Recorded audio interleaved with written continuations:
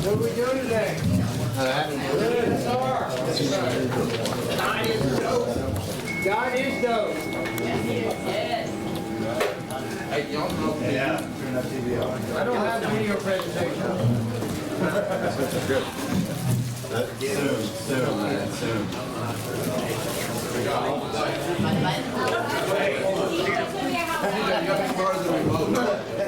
Pieces here. Who's your house manager, Diane?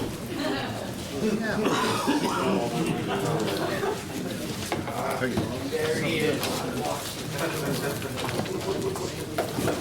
All right, Jason, question, man. All right, Heavenly Father, Lord, I thank you for today. I thank you for all the people that are here. And I just pray that you can be with us as we learn some more information that can help us in our lives, help us carry that message to other people, and just help us to be an example to those that we encounter after we leave here. In Jesus' name we pray.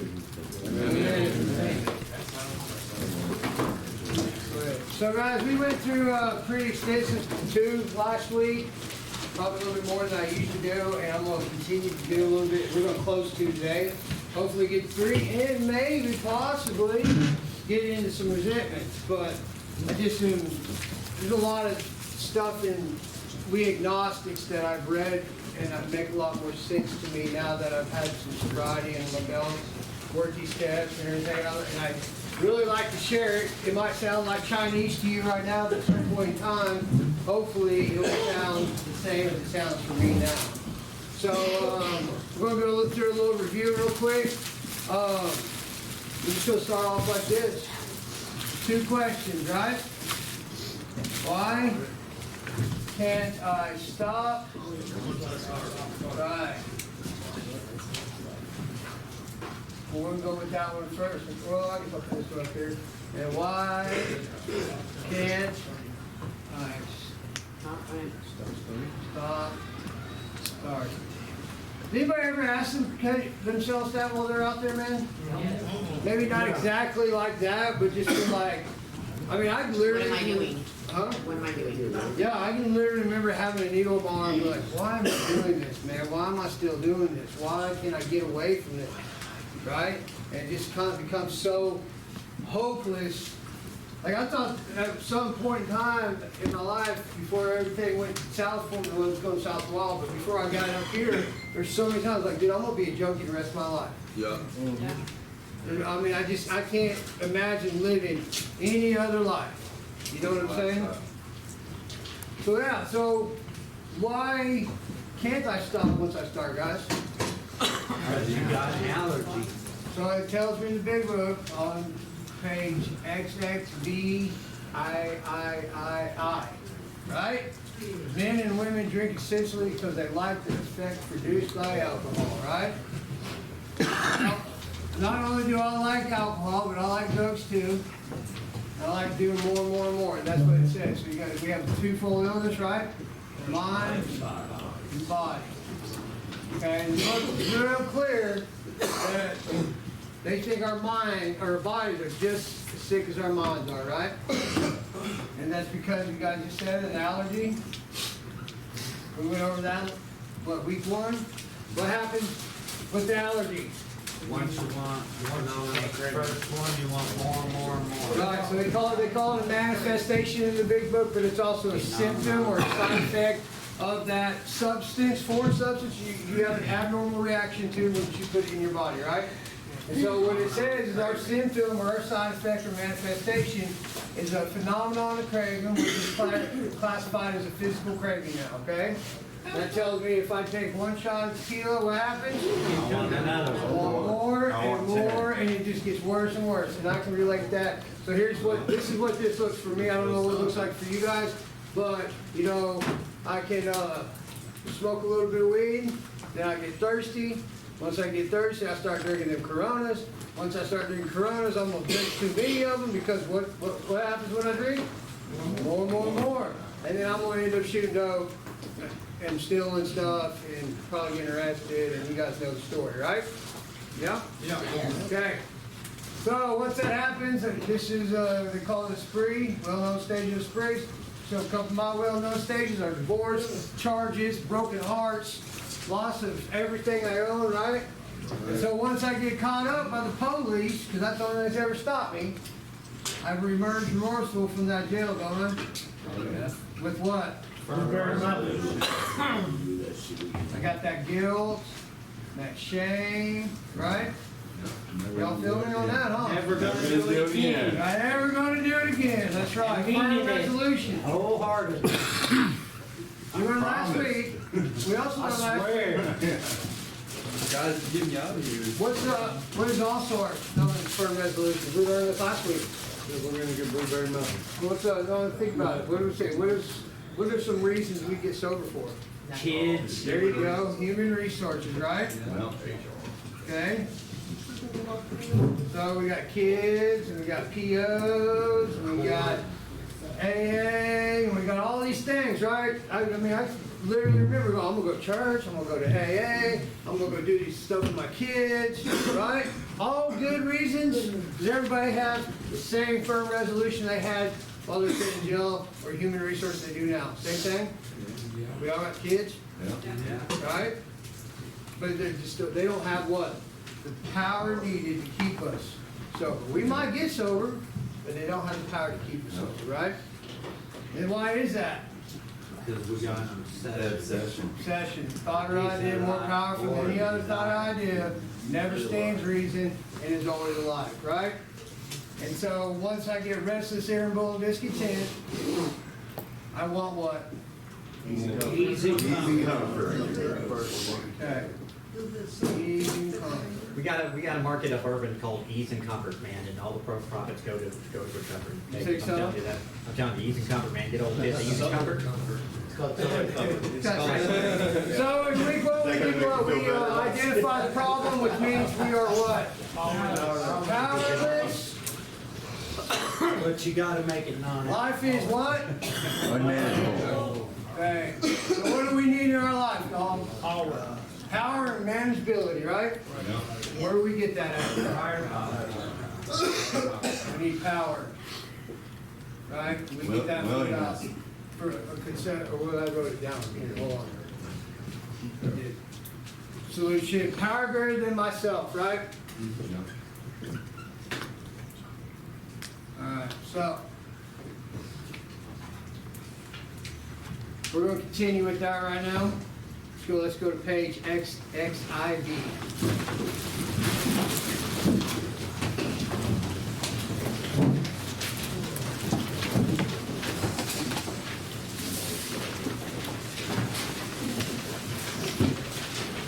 That's not too bad of a cycle there, Dave, is it? Looks like looks like it's insanity is what it looks like, don't it? We'll talk a little bit about that today too. All right, so last week we also talked about this one word. You know, can anybody think about what word that was? Starts with C. Change. That's right. Change. That's what all of us need, right? It's a doctor's opinion. It's doctor's opinion. XXI. It's the page right after meal and a drink essentially because. Go right there.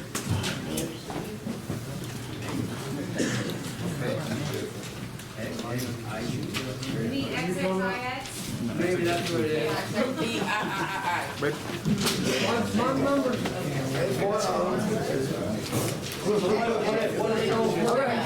Go to page XXVIII. It's the page right next to it.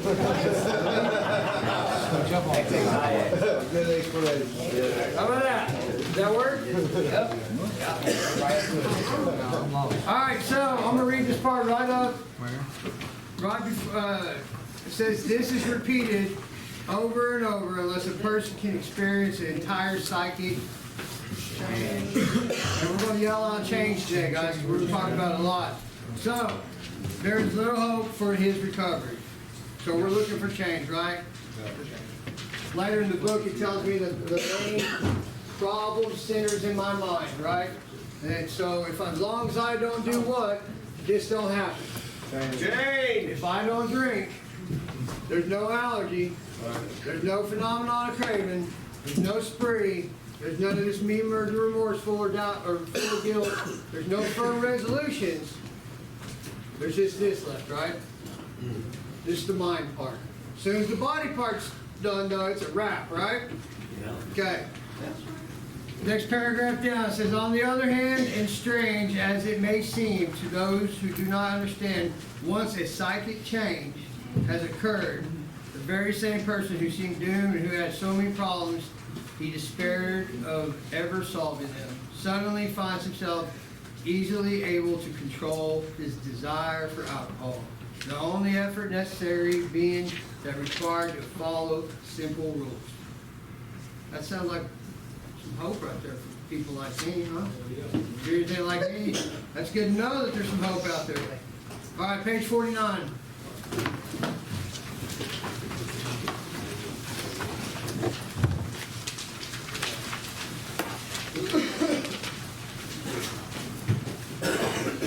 You guys ready? We have traveled this dubious path. So I had to look up dubious because I didn't really understand what that word meant. It says hesitate or doubt. Beg you to lay aside prejudice. What did we talk about prejudice being last week? Old ideas, that's right. So if I'm being prejudiced with my old ideas, what do I need to be? Open-minded, that's right. So anytime you see that word, think of being open-minded about stuff, okay? Even against organized religion, we have learned that whatever the human frailties of this various faiths may be, those faiths have given purpose and direction to millions. People of faith have logical idea of what life is all about. Actually, we used to have no reasonable conception whatever. We used to amuse ourselves by cynically dissecting spiritual beliefs and practices when we might have observed that many spiritually minded persons of all races, colors, creeds, demonstrating a degree of stability, happiness, and usefulness which should have sought ourselves. Instead, we looked at the human defects of these people and sometimes used their shortcomings as a basis of wholesale condemnation. So, I looked up those two words and it's extensive, strong disapproval. So all that's telling me is like, I judged a lot of religious people by the way they walk, but really it wasn't really anything to do with the religion of or whatever they believed. It was just the way they were. Does that make sense? So, I did that. I'm sure a lot of us did too, Can't stand a freaking happy Bible thumper telling me that God's going to save my soul when I'm deep in an addiction, right? Anybody? Amen. You know what I'm saying? I ain't trying to hear it. And so I would use those people, I'd start getting resentments against them and like, man, they gotta be fake because there's no way somebody can be that happy, right? We talked of intolerance. Well, we were intolerant ourselves. We missed the reality and the beauty of the forest because we were diverted by the ugliness of some of its trees. We never gave spiritual side of life a fair hearing.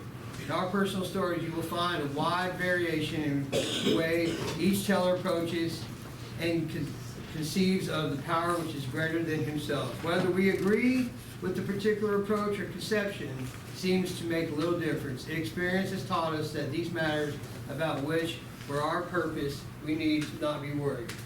They are questions for each individual to settle himself. On one proposition, however, these men and women are strikingly agreed.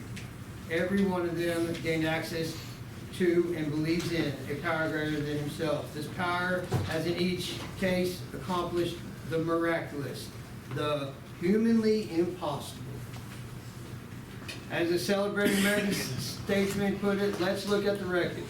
Here are thousands of men and women, wordly indeed, they flatly declare that since they had come to believe in a power greater than themselves, to take a certain attitude towards the power and to do certain simple things. There has been a revolutionary change. You guys remember what revolutionary means? Change something entirely? Okay. In their way of living and thinking. In the face of collapse and despair, in the face of total failure of their human what? resources. That's right. They found that new power, peace, happiness, and sense of direction flowed into them. This happened soon after they wholeheartedly met a few simple requirements. Once confused and baffled by the seemingly futility, which means uselessness of existence, they showed the underlying reasons why they were making heavy going of life, leaving aside the drink question. So we're not even talking about our addiction or alcoholism. We're going to put that over here, right? Leaving aside the drink question, they tell you why living was so unsatisfactory, right? So we probably, not probably, I know that I drank and did drugs to block off a lot of the feelings I had going on, man. Life was unmanageable before I started drinking. That's why I started drinking, right? Okay. They show how the change came over them. When many hundreds of people are able to say that the consciousness of the presence of God is today the most important fact in their lives, they present a wonderful reason why one should have faith. People like Steve. You know what I mean? People like Tom. People like my buddy Dave right over here. There's a lot of us in here, man, that live a certain way now, and then it still gives me hope. Right? Page 52. Right in the middle of the page. We had to ask ourselves why we shouldn't apply to our human problems with the same readiness to change our point of view. We were having trouble with personal relationships. We couldn't control our emotional natures.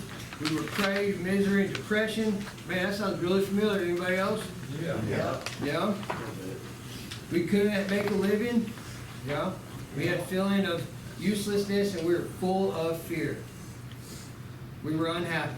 We couldn't seem to be a real help to other people. Was not a basic solution of these bedevilments more important than whether we should see the newsreels of the lunar flight? Of course it was. When we saw no other to solve their problems by a simple reliance upon the spirit of the universe, we had to stop doubting that power of God. Our ideas didn't work, but God's idea did. All right, let's go to page 8. Page 8. This will be the last week that we jumping all over the place, guys. Sorry. 8. All right, so I'm gonna read something off here. This we're about to get into when Eddie Thatcher comes and sees Bill. All right, I just want to give you guys a little. I found some stuff on Eddie Thatcher real quick. Not a big book, but some history about stuff. All right. All right. So remember Roland Hazard? Everybody remember him talking about him last week? Yeah. What did he do? He got sober for a year, hanging out with Dr. Young over in Europe. Decided to go back to America. Ended up getting drunk. Came back to Europe. And be like, dude, what happened? Right? And he told him that I had to have. If you are a hopeless variety like a lot of us are in here, what do we need to recover? Spiritual awakening or spiritual experience, right? Okay. Also known as some kind of psychic change, personality change. This change, right? We need a change in our body, we need a change in our mind, right? If we could do it, we wouldn't be sitting here, huh? All right. So Roland was aware of the Oxford group's emphasis on personal evangelism through the example of personal change. When he came to contact with an alcoholic named Eddie Thatcher, while Roland and 2 other Oxford group members who knew Thatcher were summering in Gettysburg, how do you say that, Steve? Galsbury, Vermont in 1934. Thatcher was the son of a prominent New York family who, like many well-to-do Eastern U.S. families of the period, summered in New England, forming lifelong associations and friendships with other summer people, as well as with permanent residents of the area. Upon learning that Ebby was on the verge of commitment in the Brattlesboro Retreat, the former Vermont asylum for the insane, on account of his drinking, Roland and fellow Oxford group members Shep Cornell and Seabrook Graves sought out Ebby and shared with him the Oxford group's recovery experience. Graves was the son of the family court magistrate in Ebby's case.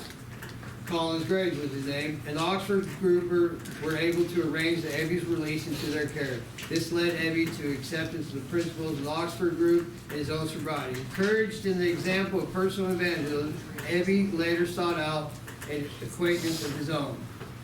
So Page 263, you guys remember turning back there and they had the first Oxford groups, the first 6 steps that they did to practice in their lives, right? You guys can turn there if you want and check them out. Bill Wilson was raised in Vermont near the summer homes of Roland Hazard, Abby Thatcher, and others who had found release from their alcoholism in the Oxford group. Abby had been the drinking buddy of Wilson's over many years. By late 1934, Wilson was on the verge of total alcoholic collapse, living his wife's income in the couple's Brooklyn, New York home. When Abby paid him a visit, Abby shared with Bill a message of recovery through the application of spiritual principles, famously encouraging Bill to choose his own conception of God. This visit with Abby set in motion a series of circumstances that led to Bill's own recovery from alcoholism in late 1934. Bill went on with Dr. Bob Smith of Akron, Ohio, to carry the Oxford message of spiritual recovery to other alcoholics. The group of recovering alcoholics founded by Wilson and Smith would later break off from the Oxford group and become alcoholics. Where I'm going to pick up in this story, and Bill's story is right where he's at his like step 1, okay? So he's right here, no words can tell of the loneliness and despair I found in the bitter morass of self-pity, with quicksand stretched around me in all directions. I had met my match. I had been overwhelmed. Alcohol was my master. And what page are you on right now? 8. Okay. I mean, here, listen to that. Listen to that right there. Alcohol was my master. Yes. Methamphetamine was my master. It controlled every single bit of what I did in life. Right? Yes. Got any heroin addicts? Know exactly what I'm talking about? Yeah. Yeah? Ruled your life, didn't it, Robbie? Oh God, I ain't gonna do nothing if I'm sick. But let's get all sick, I'll do anything. Trembling, I stepped from the hospital, a broken man. Fear sobered me for a bit, then came the insidious insanity of the first drink. Right there, right? On how do you say it, Armistice Day, 1934. So this to help you all out, that's November 11th. Okay?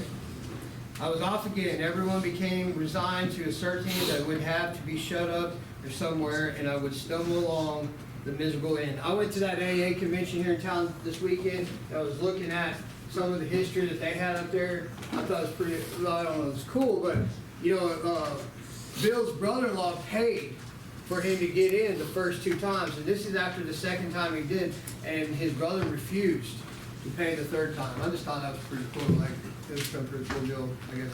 Anybody been there where your parents just loved you to death, and then all of a sudden they cut you off, and you're like, whoa. Yeah. Like, it's real, right? Like, I went to my freaking stepdad's house one time trying to hide out, and I knocked on the door, and he opened the door, and he was just like, I love you, son, but you can't stay here.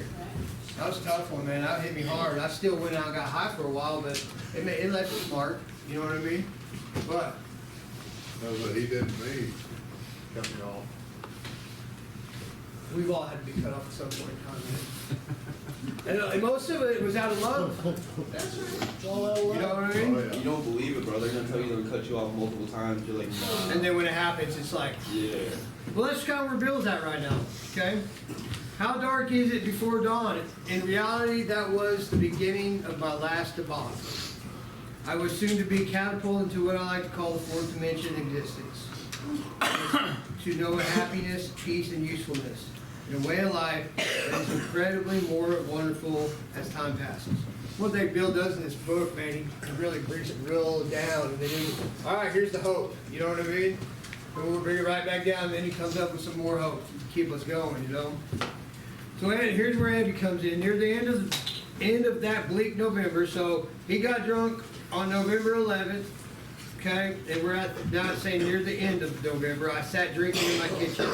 With a certain satisfaction, I reflected there was enough gin concealed around about the house to carry me through the night the next day. My wife was at work. I wondered whether I dared hide a full bottle of gin near the head of our bed. I would need it before the daylight. My musing, which means reflection or thought, was interrupted by the telephone. What do you think Bill was doing music. What do you think he was thinking about? What do you think was going through his head? Getting drunk, man. He was probably thinking about that pitiful, incomprehensible demoralization that he's been going through. Now his wife's having to go to work to make the money, and he's sitting at home. I mean, I don't know about any of the other dudes in here, but I've done that to a million chicks when I was out there. Sit at home, get high, and let them go to work. You gonna let me be by myself? Come on. Come on, Derek. Come on. Come on. We're working on this program here, folks. You know what I'm saying? We're working on this program, all right? I like to find the donuts. All right, the cheery voice of an old school friend asked if he might come over. He was sober. It was years since I could remember his coming to New York in condition. I was amazed. Rumor had it that he'd been committed to an alcoholic insanity. I wondered how he had escaped. Of course, he would have dinner and then I could drink openly with him. Unmindful of his welfare, I thought only to recapturing the spirit of the other days. So like, Bill's thinking, yes, dude, my drinking buddies come over, I can actually like sit in front of somebody and drink and not have to worry about what they're thinking, right? I mean, at one point in time, Bill's like, man, you know, Eddie Thatcher sets the bar of being a drunk. I'm never going to be like that, dude. You know what I'm saying? I've judged people many times like that. I ended up being a lot worse than people, you know? All right, we'll keep going. There was a time that he had chartered an airplane to complete Jag. His coming was an oasis in a dreary desert futility. The very thing in Oasis. Drinkers are like that. The door opened and he stood there, fresh skin and glowing. There was something about his eyes. He was inexplicably different. Did I say that right, Brandon? Yeah. What had happened? I pushed the drink across the table and he refused it. Disappointed and curious, I wondered what he got into the fellow. He wasn't himself. What was all this about? I queried. He looked straight at me, simply but smiling, and said, I got religion. I was aghast. So was it last summer an alcoholic crackpot? Now I suspected a little crack about religion. So I mean, look, we're in the end of November. Abby got out. Those guys, the boys at Oxford, went and got him in August of 1934. So Abby had a lot of time to be sober, hasn't he? But he did no ranting, and as a matter of fact, the way he told how two men had appeared in court persuading the judge to suspend his commitment. They had told him of simple religious ideas and a practical program of action. That was 2 months ago, and the result was self-evident. It worked. He had come to pass his experience along to me if I cared to have it. I was shocked, very interested. Certainly I was interested, I had to be, for I was hopeless. He talked to hours, childhood memories rose before me. I could almost hear the sound of the preacher's voice as I sat on still Sundays. Way over there on the hillside, there was a proffered temperance pledge I'd never signed. My grandfather's good-natured contempt of some church folks and their doings. His insistence that spirits really had their music, but his denial of the preacher's right to tell him how he must listen. His fearlessness as he spoke to these things just before he died. These recollections welled up from my past. They made me swallow hard. That wartime day in Winchester Cathedral came back again. I had always believed in the power of greater than myself. I had often pondered these things. I was not an atheist. Few people really are. For the means, blind faith is a strange proposition that this universe originated in a cipher of endlessly rushes nowhere. My intellectual heroes, the chemists, the astronomers, even the evolutionists suggest vast laws and forces at work. Despite contrary indications, I have little doubt that my mighty purpose and rhythm underlay all. How could there be so much of precise and immutable law and no intelligence? I simply had to believe in the spirit of the universe who knew neither time nor limitation, but that was as far as I'd gone. With ministers and the world's religion, I parted right there. When they talked of God personal to me, who was love, superhuman strength, and direction, I became irritated and my mind snapped shut against such a theory. Brandon, what do we call that? Contempt prior to investigation. That's right. Y'all remember that? Yeah. You remember my Brussels sprout thing? Man, I swore up and down I didn't want to eat no Brussels sprouts. There's no way I was going to eat them. I knew I wouldn't like them. And one day what happened? I tried a Brussels sprout. Guess what? Man, I love them. Yeah. To Christ I conceded the certainty of a great man, not too closely followed by those who claimed him. His moral teaching most excellent. For myself, I had adopted those parts which seemed convenient and not too difficult. The rest I disregarded. So that tells me, like, maybe he went to church on Easter. You know what I mean? I mean, a lot of us probably just did go to church on Easter. The only times I did, if I was hungover enough, Saturday night. Where we at? The war which had been fought and the burnings, yeah, thank you. The religious dispute facilitated made me sick. I honestly doubted whether, on balance, the religious of mankind had done any good. Judging from what I seen in Europe, and since the power of God in human affairs was negligible, the brotherhood of man a grim jest. If there was a devil, he seemed boss universal, and certainly had me. So he's talking about when he goes to war and the things he's seen over there. Probably thinking like, if there's really a God, why is this happening? I got caught up in that a lot myself, especially when my grandparents were dying. You know what I mean? But my friend sat before me. He made a point-blank declaration that God had done for him what he could not do for himself. His human will had failed. Doctors had pronounced him incurable. Society was about to lock him up. Like myself, he admitted complete defeat. Then he had, in effect, been raised from the dead and suddenly taken from the scrap heap to a level of life better than the best one he'd ever known. Had that power originated in him? Obviously it had not. There had been no more power in him than there was in me at that minute. And this was none at all. That floored me. It began to look though religious people were right after all. Here was something at work in the human heart which had done the impossible. My ideas about miracles were drastically revised right then. Never mind the musty past. Here sat the miracle directly across the kitchen table. He shouted great tidings. I saw that my friend was much more inwardly what? Reorganized. Changed though. He had a different footing. His roots grasped new soil, right? Different footing, new soil, all changed, right? Despite the living example of my friend, there remained to me the vestiges of my old ideas. Word God still aroused a certain dislike. When he thought it was expressed that there might be a God personal to me, this feeling was intensified. I didn't like the ideas. I could go for conceptions of creative intelligence, universal mind, or spirit of nature, but I resisted the thought of the czar of the heavens. However loving his way might be, I have since talked with scores of men who felt the same way. Here it is. My friend suggested, it seemed a novel idea. He said, why don't you choose your own conception of God? That statement hit me hard. It melted the icy intellectual mountain in whose shadow I'd lived and shivered many years. I stood in the sunlight at last. It was only a matter of being willing to believe in a power greater than myself. Nothing more was required of me to make my beginning. I saw that growth could start from that point. Upon a foundation of complete willingness, I might build what I saw in my friend.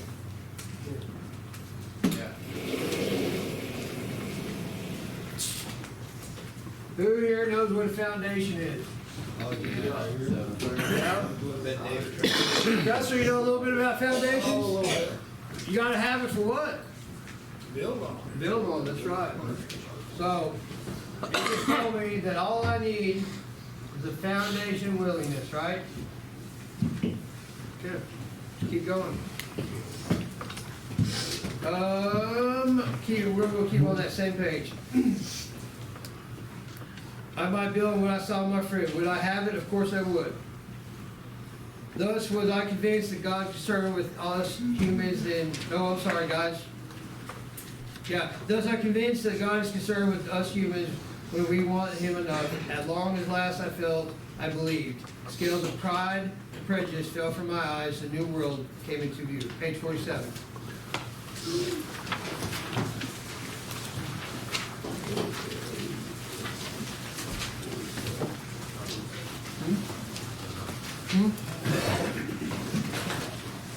All right, right in the middle, it said we need to ask ourselves with one short question.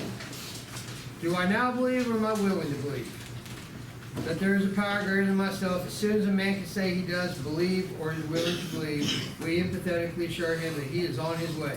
It has been repeatedly proven amongst us upon a simple cornerstone, wonderful, effective spiritual structure can be built. So there we go. We're starting to build structure, huh? That's why we needed that foundation. I got a little definition here for it. It says, a stone that forms the base of a corner of a structure, okay? That was great news for us. Oh, well, here we go. I don't know if I spelled that right. Oh. That was great news for us. We assumed we could not make those spiritual principles unless we accepted many things on faith which seemed difficult to believe. When people presented us with spiritual approaches, how frequently did we all say, I wish I had what that man has? Did anybody walk and stand by the door and see somebody, man, I want what that dude's got? Yeah. For real. I did too. Many people. Okay, so right here it says, I'm sure it would work for me if I could only believe as he believes. Yeah. You know what I'm saying? Yeah. I got chills with that, I'm not even gonna lie.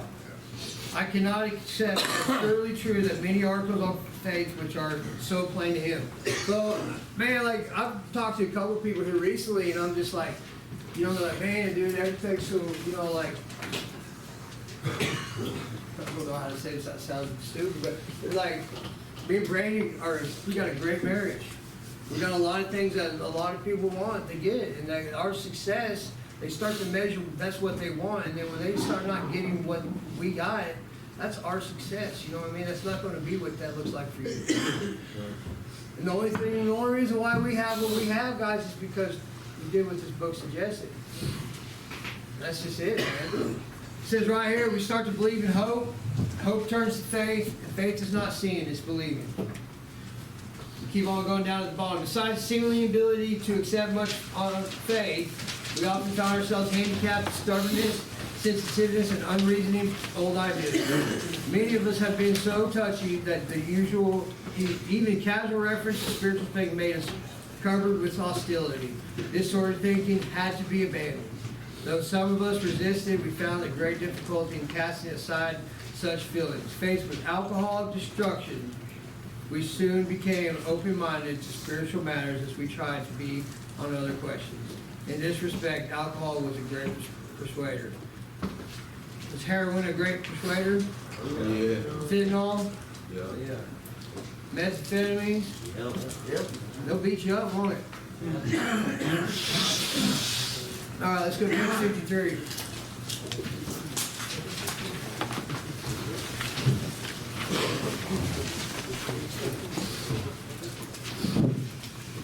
All right, right in the middle of the page. When we became alcoholics, crushed by self-imposed crisis, we could not postpone or evade. We had to fiercely face the proposition that either God is everything or else he is nothing.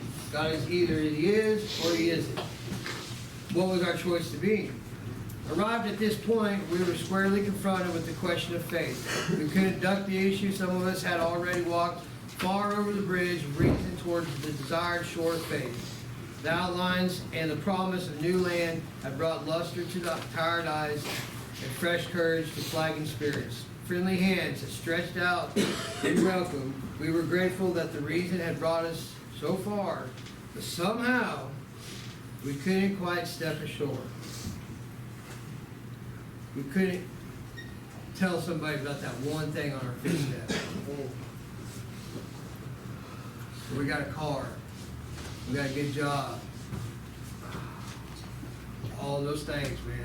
That's what that, that's what I don't know if that's what they mean by that, but that's what I think of. Like right there. Just right there. All I gotta do is just grab dude's hand. That's all I gotta do. But I still don't do it because I think I can run the show. Right? That was natural, but let us think a little more closely. Without knowing it, we had not been brought to where we stood by a certain kind of faith. Or did we not believe in our own reasoning? Do we not have confidence in our ability to think? What's that saying? If you don't think you're the smartest person in the room, you're probably not in the right place, huh? Right? That sounds like some alcoholics and addicts talk, right?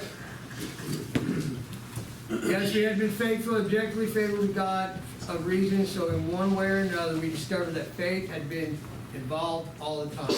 We found too that we had been worshipers, what state of mental goose flesh that used to bring on.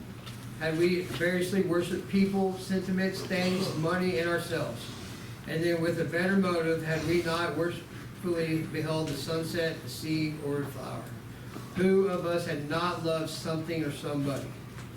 How much did these feelings, these loves, these worships have to do with pure reason?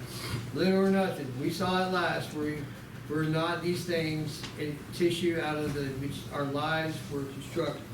Did not these feelings, after all, determine the course of our existence? It was impossible to say we had no capacity for faith or love or worship. In one form or another, we had to be living by faith or else.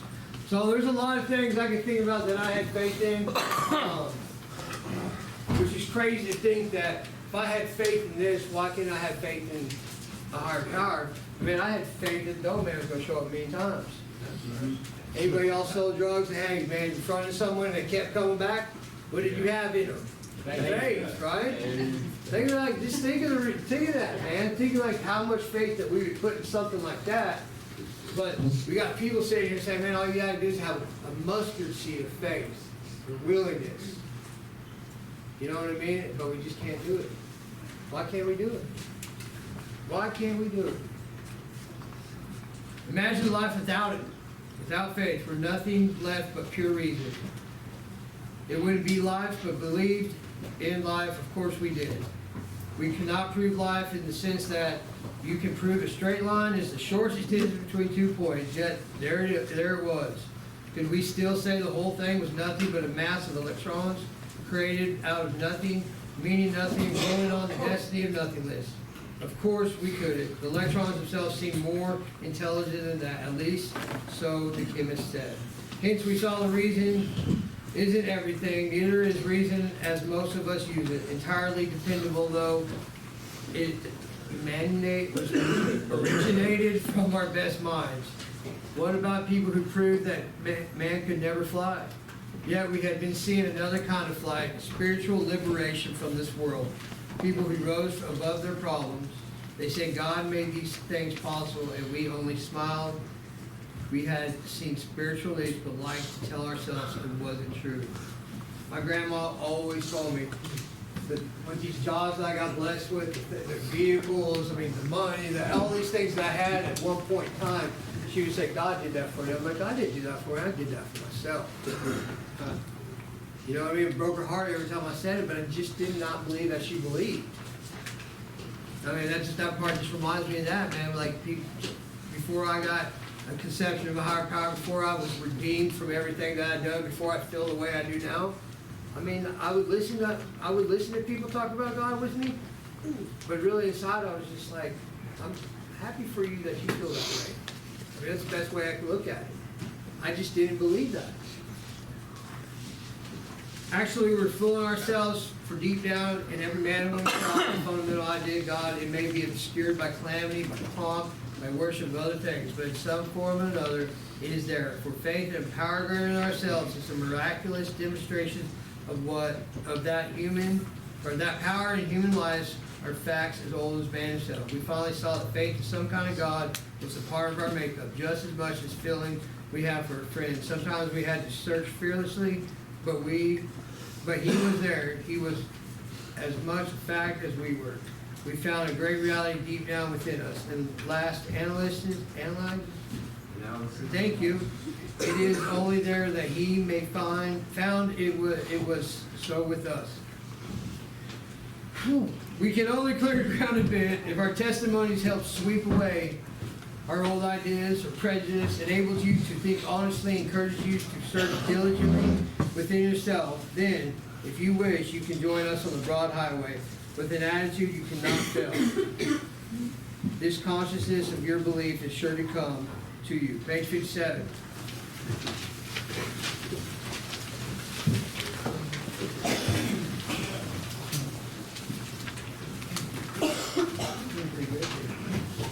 Actually, it's 56. I'm sorry, guys. Right here. Our friend was a minister's son. He attended church school where he became rebellious at what he thought was an overdose of religious education. For years, therefore, he was dogged by trouble and frustration, business failure, insanity, fatal illness, suicide. These calamities in his immediate family embittered and depressed him. Post-war, was that word, Brandon? Disillusionment. Ever more serious alcoholism, impending mental and physical collapse brought him to a point of self-destruction. Dude, there was a lot of stuff in there, man. That was just a description of everything he had wrong with him. I mean, PTSD, sucked at businesses, obviously, had some suicide attempts, maybe had some kind of fatal illness, I don't know, but everything, he just had a lot of stuff stacked on him, right? One night when confined in the hospital, he was approached by an alcoholic who had known a spiritual experience. Our friend Gorge rose as he bitterly cried out, "If there is a God, he certainly hasn't done anything for me." But later alone in his room, he asked himself this question: is it possible that all religious people have known are wrong? While pondering the answer, he felt as though he lived in hell. Then, like a thunderbolt, a great thought came and crowded out all else. Who are you to say there is no God? This man recounts that he tumbled out of bed on his knees. In a few seconds, he was overwhelmed by the conviction of the presence of God. It poured over and through him, and certainly in a majesty of a great tide at flood. The barriers he had built through the years were swept away. He stood in the presence of an infinite power and love. He had stepped from the bridge to the shore. For the first time, he lived in conscious companionship with his Creator. Man, I wish that would have happened to me. Like, for real. I mean, he just said, "Who am I to say there's not God?" And that was all it took. You know what I mean? I would have liked them both. It'd have been nice. Maybe how's that feel? How's that feel, get that Latin bowl?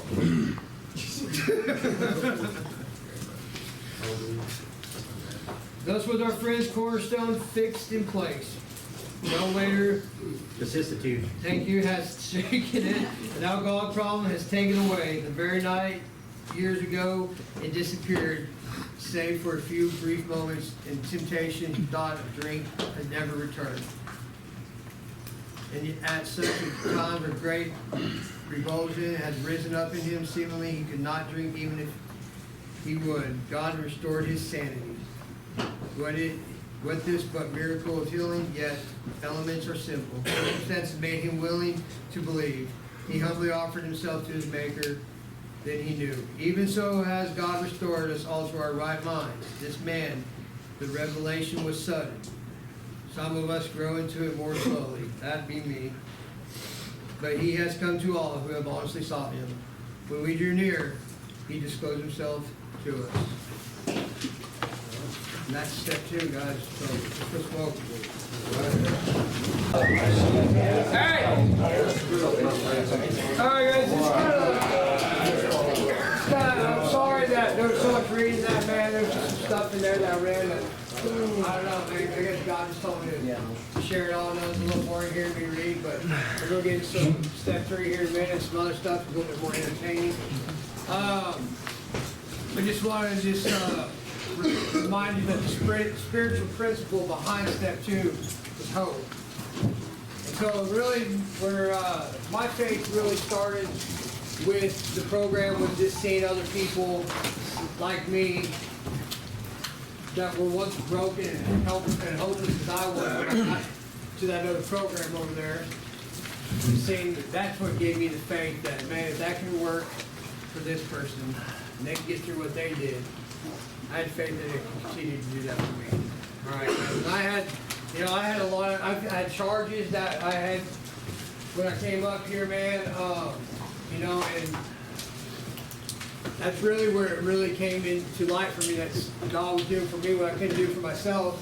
You know, I went into a courtroom with the mind frame saying, best case scenario, they're gonna run it concurrent with the probation I'm on, right? That's, how many of y'all just love that? Please give me that. You know what I'm saying? Concurrent, please. Yeah, just let me run it with it. I'll run with it. Where's the pen? Right? And man, so I walked in there and I had a letter from one of the people administrative, Ray Francis. Anybody know Ray Francis? I do it, Yeah, Ray was a good man, now dead, and I hope he rests in peace. He was a great man. He wrote a letter for me. I took it down there and gave it to my lawyer. My lawyer handed it to the prosecutor. Then they went up to the freaking judge, talked to the judge. I was just telling you about this the other day, or yesterday, the other day before, wasn't it? And all of a sudden they said to me, you know what, man? If you don't get in trouble for a year, we'll drop the charges. You know what I'm saying? You know, and I was like, man, that's freaking, like, it blew me away. And I was like, you guys are messing with me. And they weren't, man. And, you know, I continued to do what was suggested in this book. Just, man, I walked it out, dude. I walked my probation out, man. I got charges dropped. I thought, you know what I mean? Like, best case scenario, like I said, running shit concurrent, right? So little things like that, well, that's not really a little thing, that was a big thing, but my faith grew and grew and grew and grew, and there's a couple people in here, man, I see that's grown and continue to give me faith. So let's move on, and we're going to go right here at 58. We've all heard this 1,000 times, and we're going to go over it. Y'all ready? How it works. Rarely have we seen a person fail who has thoroughly followed our path. Those who do not recover are people who cannot or will not completely give themselves to a simple program. Usually men and women who are constitutionally incapable of being honest with themselves. Y'all remember this whole thing right here I did the other day? The who, the how, right? So we have to have all three of those things in each step. But the honesty thing on this is really where it kicks in. There are such unfortunates, they're not at fault. They seem to be born that way. They are naturally incapable of grasping and developing a manner of living which demands rigorous honesty. Their chances are less than average. There are those too who suffer from a grave emotional and mental disorders, but many of them do recover if what? Okay, so it's one paragraph. We got honest 3 times, huh? Our stories are disclosed in a general way, what we used to be like, what happened, what we are like now. If you decided you want what we have and are ready and are willing to go to any lengths to get it, then you are ready to take certain steps. How many of y'all have heard somebody, you went like, hey man, I need some help with this, and they say, or you would be my sponsor, say, are you ready to go to any lengths? I was asked that same question, I'm like, man, I don't know if I'm ready yet. Anybody been like that? What's this dude gonna do? You gonna make me wash his car? You know, I mean, people get hustled out there. People get hustled. You know, sponsors that hustle, you know. But still, man, I just didn't know what those lengths look like. And one of the lengths I can remember, this is gonna be kind of funny, I guess. I don't know. But I remember when I was at another program, we got bed bugs in the house, real bad, dude. All right, and I wanted to leave, man, over some bed bugs. I mean, it's disgusting, it sucks, you know what I mean? But I'm like, I mean, I just only live with, I can remember having ticks, good Lord, hiding off in the woods in the summertime, bro. If I can handle the ticks, probably handle the bed bugs, right? Yeah. No? Ticks and spider web, man. No? Ticks and spider web down the woods. Please? Plenty of them. Please? I mean, so I was willing to go anyway, I'm gonna stay here and deal with the bed bugs, and I did, okay? I did, here I am. And some of these we bought. Buck, buck, buck, buck, buck. We thought we could find an easier, softer way. Brandon, did you find an easier, softer way? I thought so. Did you? I have not. Cody? Man, I thought I did. Who else am I gonna pick on? There's Tori, I won't pick on these days. Dana?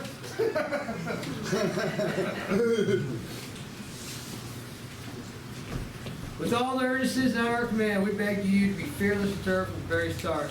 Some of us tried to hold on to our old ideas, and result was nil until we let go absolutely. Remember, we deal with alcohol, cunning, baffling, and powerful. Listen, I don't really like that right there, man. I really don't. I don't think alcohol is cunning, baffling, and powerful. I think my obsession is cunning, baffling, and powerful, right? Does alcohol have power? No. When does alcohol have power? When I take a drink of it. What makes me take a drink of it? It's obsession. Right. That might be the only part of the big book that I don't really agree with, man. It's just like alcohol is not cunning, baffling, and powerful. My obsession to drink alcohol is cunning, baffling, and powerful, right? That's just my thought on it. Without help, it is too much for us, right? But there is one who has all power, that one is God. May you find him now. Half measure availed us nothing. We stood at the turning point, and we asked his protection and care, complete abandon. What do you think that turning point is, folks? We talked about it, I said it about 5 times last week. Was completely broken. Rock bottom. Alcoholic doom, spiritual basis of life. They're not easy, but there's nothing in the middle. Half measure availed us nothing. We stood at that turning point, right? Some of you are standing at the turning point right now. Some of you stand at the turning point as soon as you wake up every day. Or maybe just walking to Dollar General. Do they sell booze down there? No, they don't sell liquor. Hey, but the lady down there told me that they sell more energy drinks than any other Dollar General in. That's what's up, guys! I just popped one down there. Yeah, bro. they said they sell 9 times more energy drinks than anybody than any other Dollar General. Hey, that monster ain't got power In this area. Yeah. That monster got power when you drink it, right? Stand by the door. Absolutely. But yeah, man, that turning point is big, dude. It was No, we be slanging on case. that turning point is still big to me every day, man. I think about it every day. I'm like, dude, you know, if I do get a fleeting thought or something, I mean, I don't really get fleeting thoughts too much anymore, but man, I can still remember where I was standing right there. I was like in that hospital, on that bed. I mean, literally on my deathbed, guys. I stood, I wouldn't really stand, I was laying on my turning point, but I stood at that turning point. Do I freaking continue to go on the way I'm living and die, or do I decide, hey, you know what? I literally just looked at that ceiling and said, bro, you have got my attention. What do I need to do? You know what I mean? Here are the steps we took, which are what?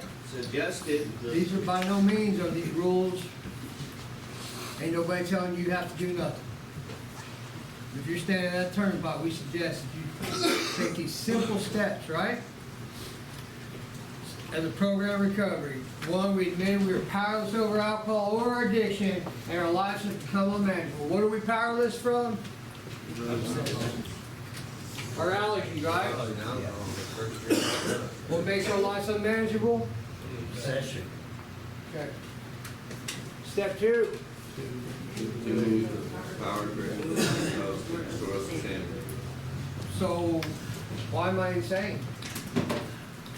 Can stop. Looks pretty insane there, don't it? Yeah, keep doing the same thing over and over. It doesn't So I'm glad you said that. That's not the definition of insanity.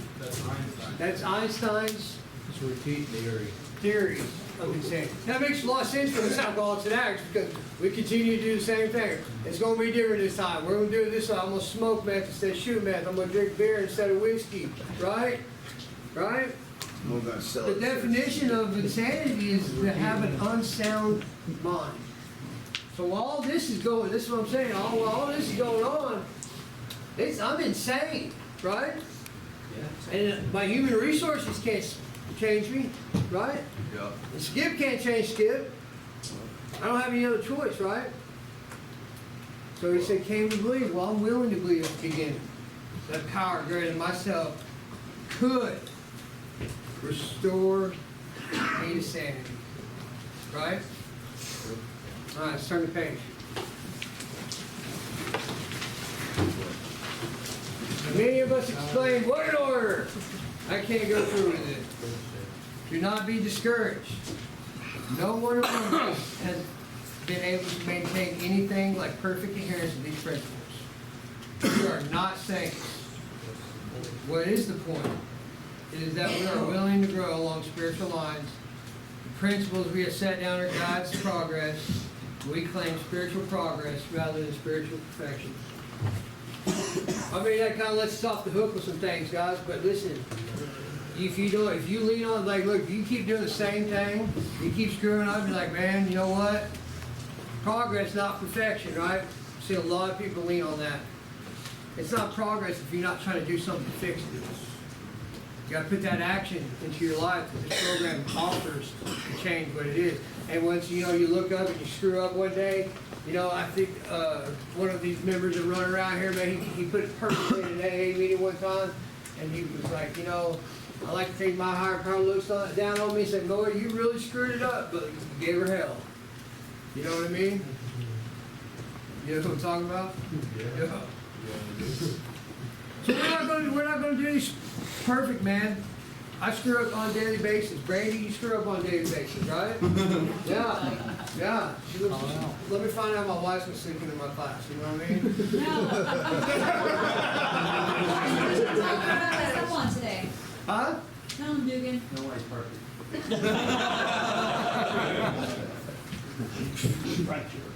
Is he telling me something, or do I need to keep going? No. Go ahead. Okay. I'm sorry, Dugan.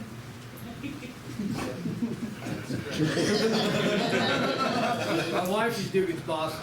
Yeah, Dugan's boss now. That's pretty cool, huh? Well, I'd scheduled Dugan to be off at 4 today so he can come to CSR, and I said, Skip and I'll give you a ride to CSR. I jumped in the car with Skip and halfway here realized we could come to the restaurant. So I thought he skipped out, and I was like, okay, he probably just skipped out. And so I called my assistant. She said, no, he's out back waiting to go to CSR. 2 hours.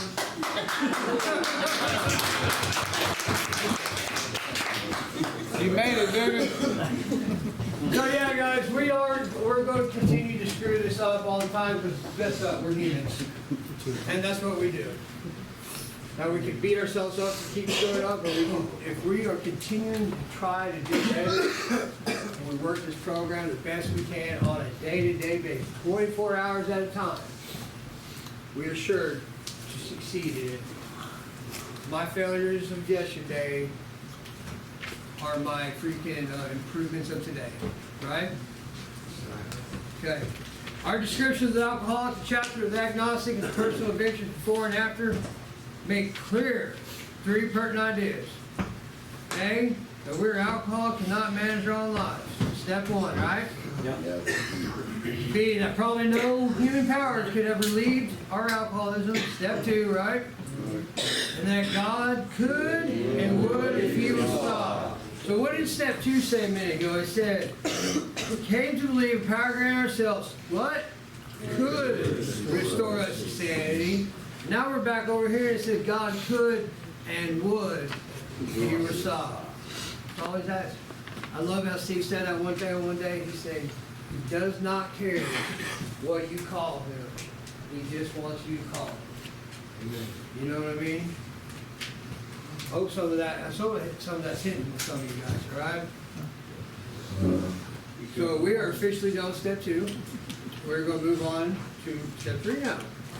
Being convinced. What about being convinced, guys? Huh? Yeah. I'm being convinced that I am powerless, my life's unmanageable. I'm convinced that no other human power can save me, and I don't have the power to save me, and I have to be willing to believe into the power of greater than myself, right? Yep. Being convinced of it. We're in step 3, which said we decided to turn our will and our lives over to the care of God, over to God as we understood Him. Just what do you mean by that, and what do we have to do? Right? So that brings me over here to this. So we figured out, identify the problem. We're powerless, unmanageable. What is the solution? Power greater than myself, right? So now we're going to start talking about how we do this right here. How we're going to seek it. Where's the actions going to come in, right? The first requirement is that we be convinced that any life run on self-will can hardly be a success. Did that say just alcoholics and addicts' lives? No. Any life, right? Anybody. I see that. I mean, I'm sure a lot of y'all work in restaurants or work with other people that aren't working programs, and you're like, dang, you are a selfish ass person. I mean, I hate that I take other people's inventory, but it's like, damn, you need to work some. You need to do a 4-step. I mean, you guys laugh. You guys know them people, right? Yeah. Like, as soon as you start working these steps, you start seeing some things, and you're just like, damn, dude, is that what that looks like? Is that what I look like when I'm being selfish? On the basis that we're almost in collision with something, somebody, even though our motives are good, most people try to live in self-propulsion. Each person is like an actor who wants to run the whole show. It's forever trying to arrange the lights, the ballet, the scenery, and the rest of the players in his own way. If his arrangements would only stay put, people just do what I tell them to do, everything would be all right, right? How many of y'all would ran around collecting money just to go re-up? And people ain't showing up. And you have to be, hey bro, I'm still waiting on this person. And really the only thing all you want to do is get high, right? All you want to do is get high. Is like, if you just show up, the time I told you to show up, we'd all be high right now, right? I don't know, every time I read that, I think about it all the times. It's like, if this person would just showed up on time, everything would be okay, right? Everybody, including himself, would be pleased, life would be wonderful. In trying these arrangements, our actor may sometimes be quite virtuous. He may be kind, considerate, patient, generous, even modest and self-sacrificing. Sounds pretty good. That's some good traits to have, right? On the other hand, he may be mean, egotistical, selfish, and dishonest. But as with most humans, he is more likely to have varied traits. So all these traits that we have, man, we do things for selfish reasons. Why do we help people? Why does the big book tell us we got to continue to work with others? So we can stay self-centered, right? Right. So, I mean, there's all kinds of different traits a person can have. We are just selfish. I mean, the whole point, I think, really is just to realize that, listen, we're going to be selfish. We're never not going to be selfish people. But our motives is where it has to be corrected, right? Right, Brandon? Okay. What usually happens, the show doesn't come off very well. He begins to think life doesn't treat him right. He decides to exert himself more. He becomes, on the next occasion, still more demanding or gracious. As the case may be, still play does not suit him. Admitting he may be somewhat at fault, he assures others, other people are more to blame. He becomes angry, indignant, self-pitying. What is the basic trouble? He is not really a self-seeker, even when trying to be kind. Is he not a victim of the delusion that he can wrest satisfaction and happiness out of this world if only managed well? It is not evident to all the rest of the players that these are things he wants, and do not his actions make each of them which retaliate, snatch all they can get out of the show? Is he not even in his best moments to produce retribution rather than harmony?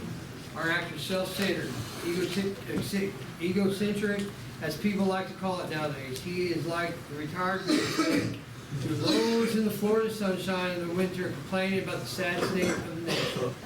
This minister who sighs over the sins of 20th century, politician reformers who are sure all would be utopia if the rest of the world would only behave.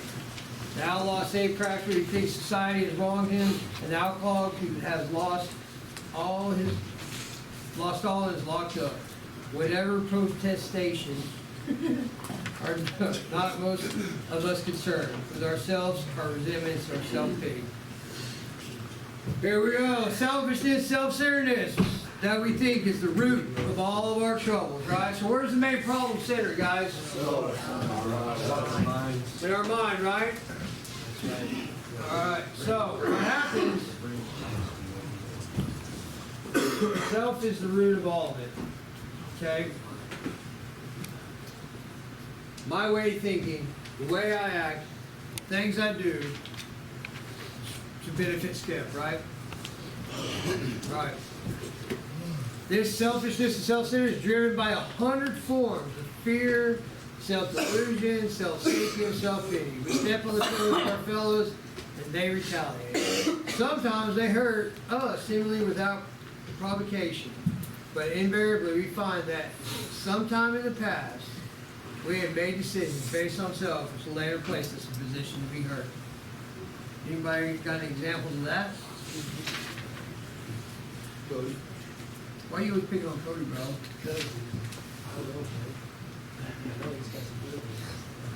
You ain't got no good one? Jason. Well, the only thing that rings out to me is when I ran from that car accident. You know, and for 11 years, even though it was just the most selfish choice I ever made in my life. You know, I'm sure it affects a lot of people. There's 3 kids that don't have a mother because of that. And, that's all I can say about it right now. That's fun. We've all done it, man. We still continue to do it. I mean, you can probably think of a lot of things that you've done in the past that put yourself in a position to be hurt. All of a sudden, you're doing good in one of these programs, and all of a sudden the PO shows up and say, "Hey, man, you got some charges pop up that you forgot all about, right?" Stuff like that, huh? How you doing? You got any examples of making a decision based on self, put you in a position to be hurt later? Might not affected you right then, but at some point in time, it came back and got you, huh? Sure. I got a lot of them spots, so I can't think of one right now. Yeah, I got a lot. Say that's what I was gonna say, I left you. Yep. I left the Simmering Center. I got this shit. What's up, Robbie? Ron. I remember someone gave me their debit card to pull off some money off it, you know what I mean? Not into the whole bank account, not even thinking about it. And about 6 months later, I go to court, I get arrested for fraud on a whole new charge. So because of that, I spent 6 months in county, and that person would never talk to me again. So that came back to bite me. You know, I lost a lot of trust in my family. I lost in a lot of trust, you know, from being able to go to somebody and asking for money. Nobody would loan me money. Everybody thought I was a thief. So, yeah. Thanks for sharing that.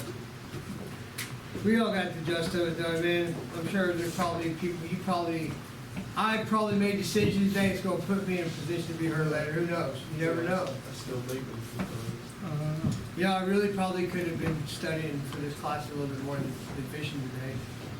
You know what I mean? I caught a big fish yesterday. I got the fever, you know what I mean? Anyways, let's keep going. So our troubles, we think, are basically our own making.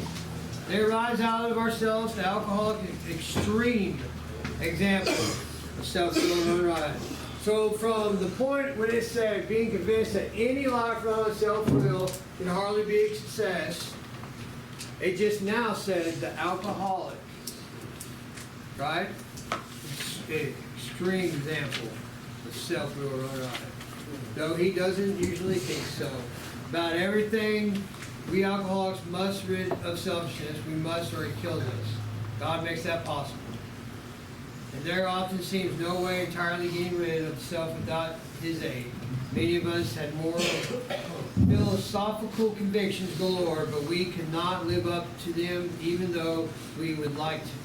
Neither could we reduce our self-centeredness much by wishing or trying on our, what did it say? On our own power. We had to have God's help. This is the how and why. First of all, we had to quit playing God. It didn't work. Next, we decided hereafter, in this drama life, God was going to be our director. He is the principal. We are his agents. He is the father. We are his children. Most good ideas are simple. This concept was the keystone of a new and triumphant arch through which we passed to freedom.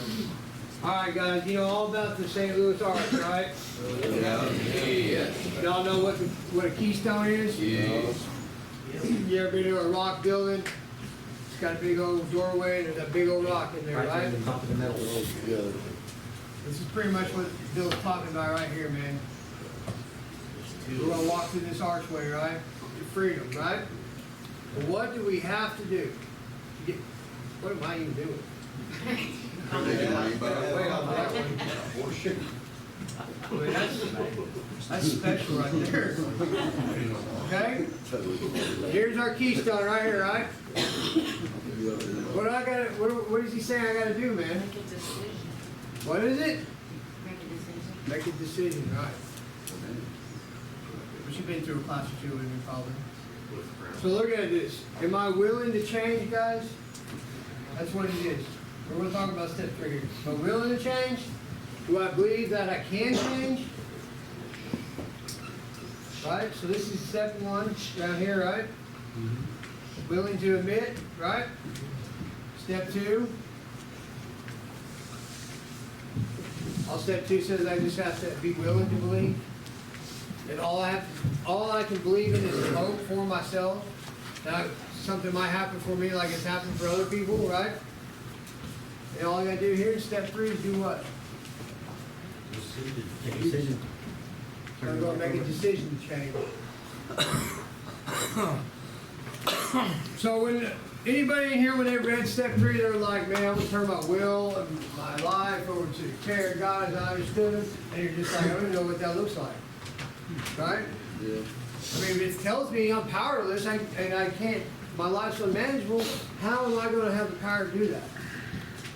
So for me, it was like this, man. It was like, I'm just going to make a decision to take the action that it's going to take to turn my will in my life. And then I'll know what that looks like, right?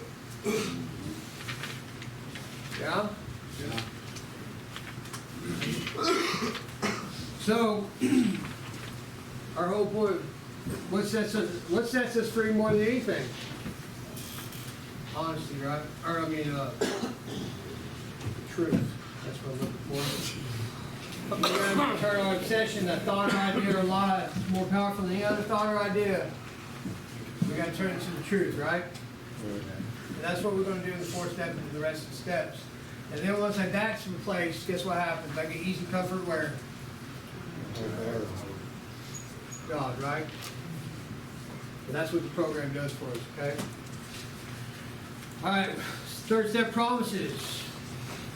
When we sincerely took such a position, what that position is just making a decision to take the action to seek Him. That's what we're talking about right here. Taking action. I'm going to make a decision to find out what it looks like me turn my will, my life over, okay? All sorts of remarkable things followed. We had a new employer being all-powerful. He provided what we needed. We kept close to Him and performed His work well. Established on such a footing, we became less and less interested in ourselves, our little plans and designs. More and more, we became interested in seeing what we could contribute to life. As we felt a new power flow in, as we enjoyed the peace of mind, as we discovered we could face life successfully, as we became conscious of His presence, we began to lose our fear of today, tomorrow, and hereafter. We were reborn. We're now at step 3. Many of us said to our Maker, as we understood Him, God, I offer myself to Thee, to go with me, and do with me as Thou wilt. Relieve me of the bondage of sin, that I might will do. Take away my difficulties, that victory over them may bear witness to those who can help Thy power, Thy love, Thy way of life. May I do Thy will always. We thought well before taking this step, making sure we were ready, that we could at last abandon ourselves utterly to Him. We found it very desirable to take the spiritual step with an understanding person. Why do we need a person that's understanding? I mean, at this time, when this book was written in 1939, there wasn't a lot of people that had a spiritual experience, spiritual awakening. So it was kind of hard to find somebody like, hey, will you be my sponsor, or will you walk me through the steps? But nowadays, we got plenty of people, right? We probably don't want to just go to our wife or just some person that it's not a real one, because they're not going to understand us anyways, and have this done. So so we want to find somebody that's an understanding of what this program has to offer. It says here, such our wife, best friend, spiritual advisor, but it's better to meet God alone than with one who might misunderstand the alcoholic. The wording was, of course, quite optional so long as we express the idea, voicing it without reservation. This was only the beginning, though if honestly and humbly made it affect sometimes a great one. Go to page 13. We're almost done, guys. No, no. I don't think I'll have this enforcement tonight.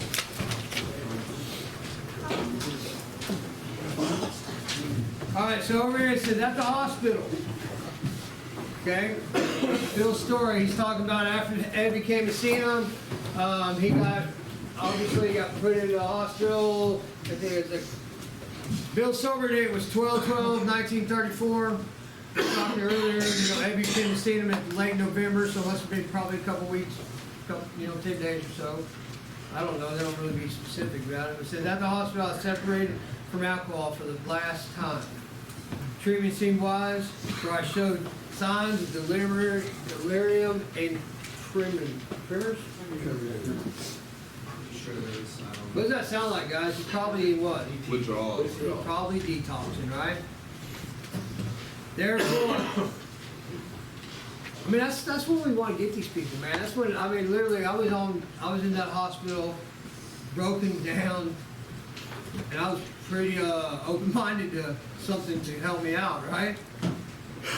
There I humbly offered myself to God, as then I understood Him, to do with me as He would, place myself unreservedly under His care and direction.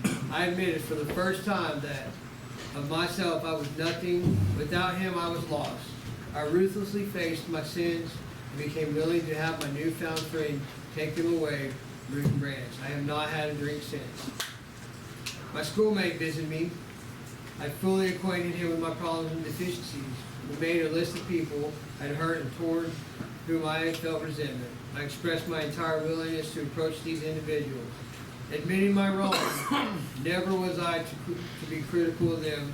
I was to right all such matters to the utmost of my ability. I was to test my thinking by the new God consciousness within. Common sense would become uncommon sense. I was to sit quietly when in doubt, asking only for direction and strength to meet my problems as He would have me. Never was I to pray for myself, except my request bore on my usefulness to others. Then only might I expect to receive, but what would be great measure. My friend promised when these things were done, I would enter upon a new relationship with my Creator, that I would have the elements of the way of living which answered all my problems. Belief in the power of God, plus enough what? Willingness, honesty, humility, right? To establish and maintain a new order of things were the essential requirements. Simple but not easy. Price had to be paid. It meant self-destruction of self-centeredness, right? Gotta get rid of that. I must turn in all things to the Father life, which presides over us all. These were revolutionary and drastic proposals, but the moment I fully accepted them, the effect was electric. I don't want to say that was what it was for me. I didn't feel the electric, but I do know that I tried to get sober many times, and the only thing that was different is that I became open-minded and willing to believe in the power greater than myself. And I'm sitting here with 3 years, man. I never thought I'd be sitting here teaching class. I was sitting in the health department had this substance abuse class not too long ago, or meeting about the substance abuse problems in Branson, right?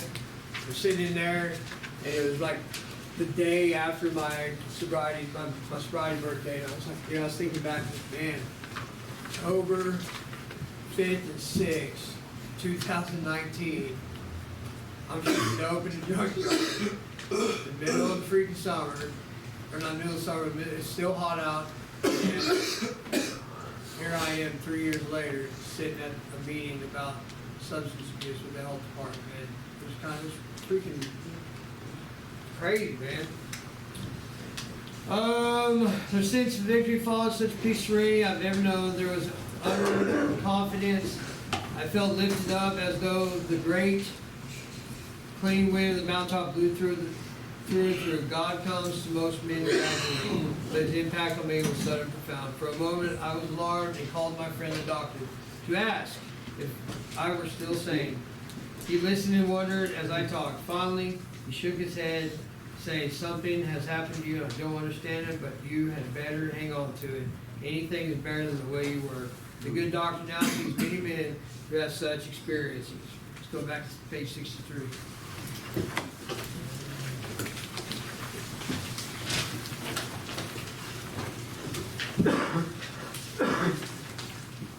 All right, so we're going to talk about step one's what? Mental conclusion, right? I have a problem, right? Step two, got a problem, got to have what? Solution, right? And then step three, I got to make a decision, right? So one example I always like to use for this, I got from Steve, but I really like it. I wake up in the morning, I realize I got to take a piss, right? I'm still laying in bed. So there's my problem.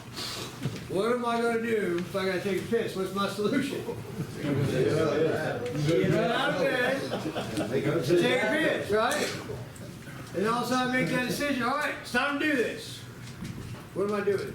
You ain't done nothing yet. I'm still laying in bed because I beat the floor and went to the bathroom, right? All I did was make a decision to do it.